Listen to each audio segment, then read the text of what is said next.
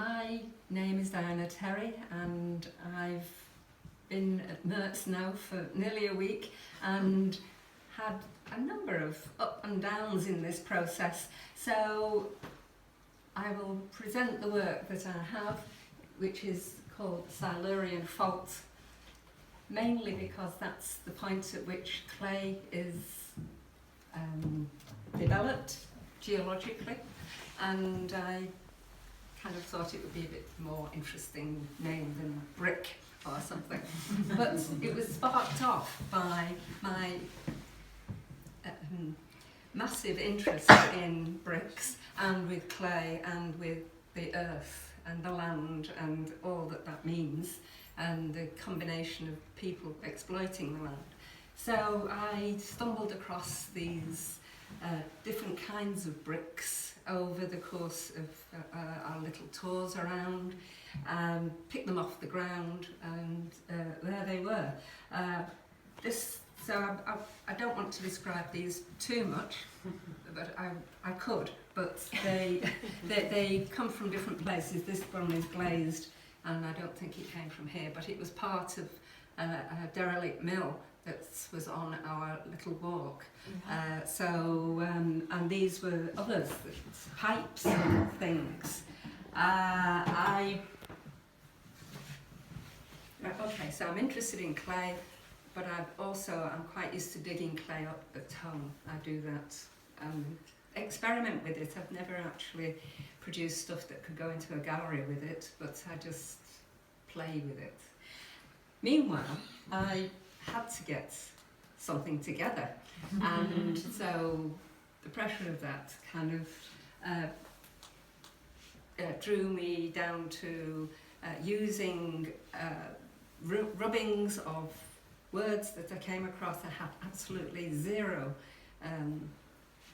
success with the rocks and things. They were just textures, surprisingly. So I did use some of the names that I found in the graveyard, and this was my process, which was a bit laborious, but nevertheless. And then I started getting the images together, and the voice that I wanted to give was of the people, because that's what you've all been talking about. A place is about the people. And we as artists come into a place, and it's only by listening to the voices of the people, past and present, I don't know about the future, but that we can kind of connect with a place, surely, as other people. So it's that focus that I think that's the artist's job, to focus on something that encapsulates not only the history, but also that connection with people over time. And that's why in the piece I wanted to use a person, and I assembled a number of different images from my finds and from pictures of bricks and other exciting things, and literally collaged them together. I realised that I needed to do this on 2 boards. I happened to have brought with me, that was the luxury of not being on a flight, I brought with me some MDF and was able to make the collage of the things, which I think kind of explained a little bit about that process.